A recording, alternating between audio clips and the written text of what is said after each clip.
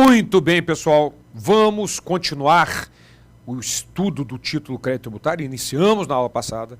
Estamos falando sobre a constituição do crédito dos artigos 139 até o 146 do CTN. Vimos o 142, que explica o que é o lançamento, voltamos ao 139 e agora vamos ao 140 do CTN. Vamos ler o dispositivo e depois explicamos os detalhes. Vamos lá. Artigo 140. As circunstâncias materiais que modificam o crédito tributário, sua extensão, seus efeitos, ou as garantias ou privilégios a ele atribuídos, ou que excluem sua exigibilidade, não afetam a obrigação tributária. A obrigação tributária continua existindo normalmente. Então, minha gente, olha só. Nada que modifica o crédito tributário ou exclui sua exigibilidade, etc., modifica a obrigação, ela fica intacta lá. Se vocês lembrarem dessa figura, eu vou voltar aqui rapidamente para vocês lembrarem dessa figura que está aqui, olha. Lembrem-se, na isenção, que é uma hipótese de exclusão do crédito, não é feito o lançamento, mas a obrigação tributária continua existindo. Então, exatamente o que diz o artigo 140 é isso. Nada que modifique o crédito, exclua sua exigibilidade, como é o caso da isenção, etc., modifica a obrigação. A obrigação fica protegida. Voltando para mim, só vai haver a extinção da obrigação quando houver a extinção do crédito. Qualquer outra coisa que for feita com o crédito, atribuída garantia ao crédito, modificado o crédito, dado isenção, anistia, que são impostos de exclusão, nada afeta a obrigação tributária, ela fica ali protegida de qualquer coisa, a obrigação tributária. É lógico, extinguiu, pagou o crédito, aí extingue a obrigação também. Certo? Muito bem. Voltando para a tela. Artigo 141. O crédito tributário regularmente constituído pelo lançamento somente se modifica ou extingue, olha aqui, ó, extingue, ou tem sua exigibilidade suspensa ou excluída, nos casos previstos nesta lei, fora dos quais não poderão ser excluídos sob pena de responsabilidade. Sob pena de responsabilidade. Então, ele só pode ser extinto, suspenso ou excluído nos casos previstos no Código Tributário Nacional, sob pena de responsabilidade funcional. O que quer dizer isso? Vamos voltando para mim. Nós vamos estudar na sequência do título crédito tributário que existem 6 hipóteses de suspensão da exigibilidade, 11 de extinção e 2 de exclusão, que são isenção e anistia. A gente vai estudar. Então, o que o Código diz é que o crédito só pode ser, o artigo 141 determina, é que o crédito só pode ser suspenso, extinto ou excluído nas hipóteses previstas no próprio CTN. Certo? Vamos dar um exemplo para ficar a coisa mais prática.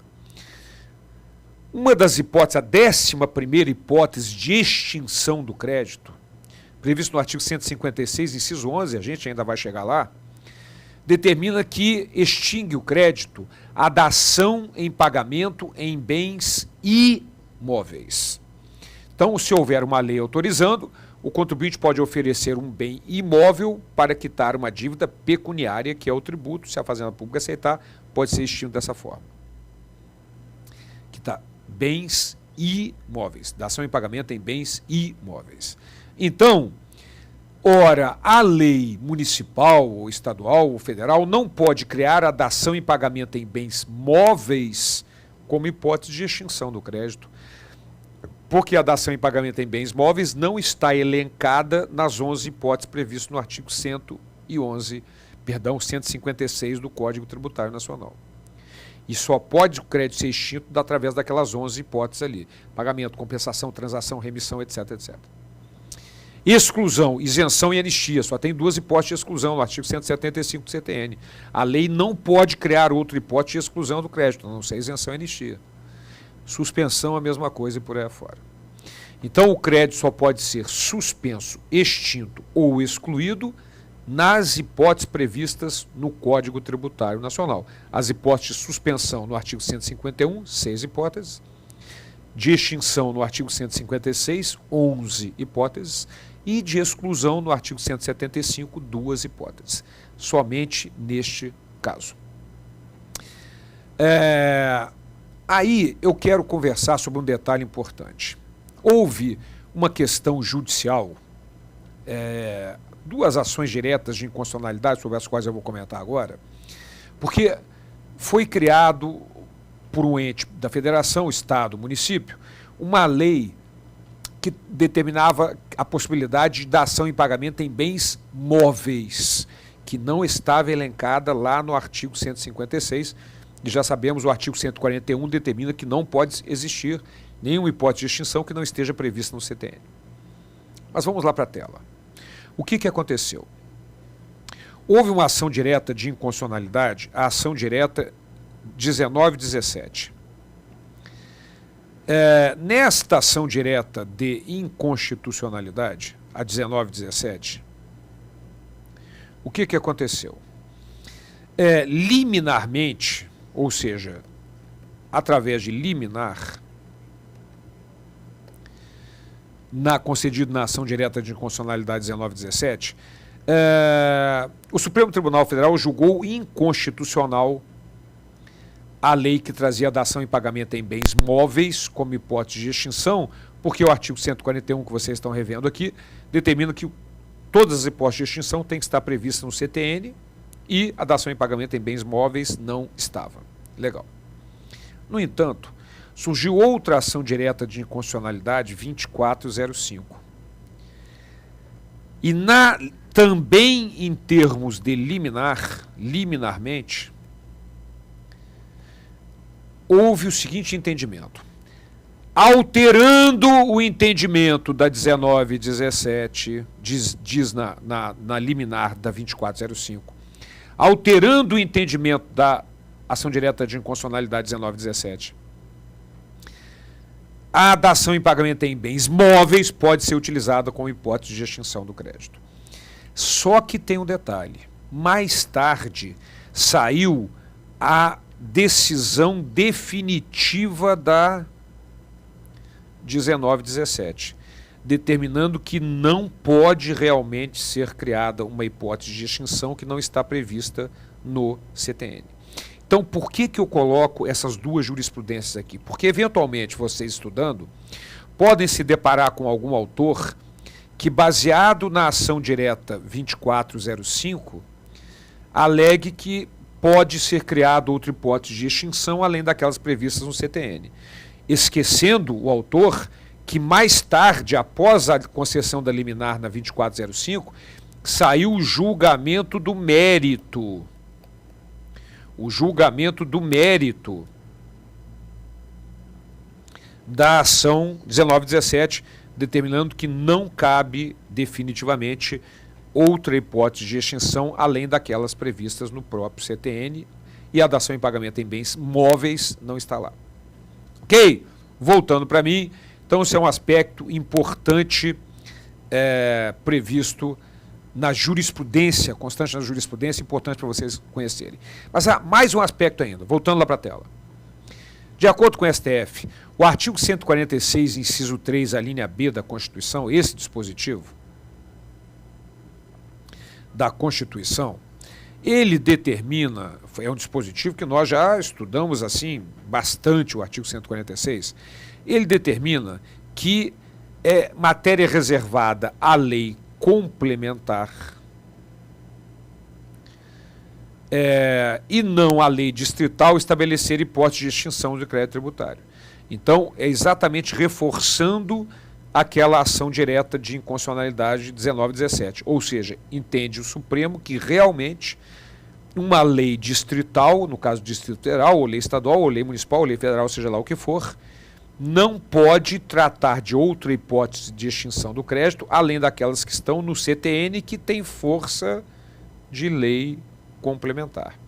Foi recepcionado como força de lei complementar, você sabe disso. Ok? Maravilha, voltando para mim. Então, esta é a questão do artigo 141. Voltando para a tela, eu quero mostrar um detalhe.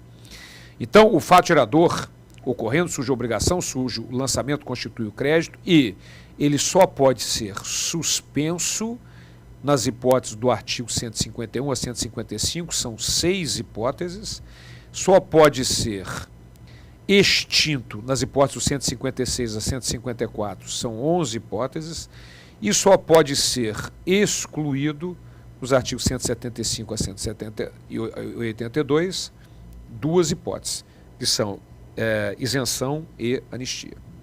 Fora isso, o crédito não pode ser suspenso, nem extinto, nem excluído. Legal? Muito bem, então, tanto em nível de jurisprudência quanto em nível de literalidade do artigo 141 do CTN, só cabem aquelas hipóteses de extinção, suspensão e exclusão do crédito tributário. Legal? Bom, vamos lá para o artigo 143. Eu quero chamar a atenção para um detalhe. Vamos para a tela. Salvo disposição de lei em contrário, quando o valor tributário seja expresso em moeda estrangeira, no lançamento far-se-á sua conversão em moeda nacional ao câmbio do dia da ocorrência do fato gerador. Ao câmbio do dia da ocorrência do fato gerador. Mas cuidado, salvo disposição de lei em contrário. Então, voltando para mim, quem vai determinar qual o câmbio a ser utilizado para se efetuar o lançamento é a lei.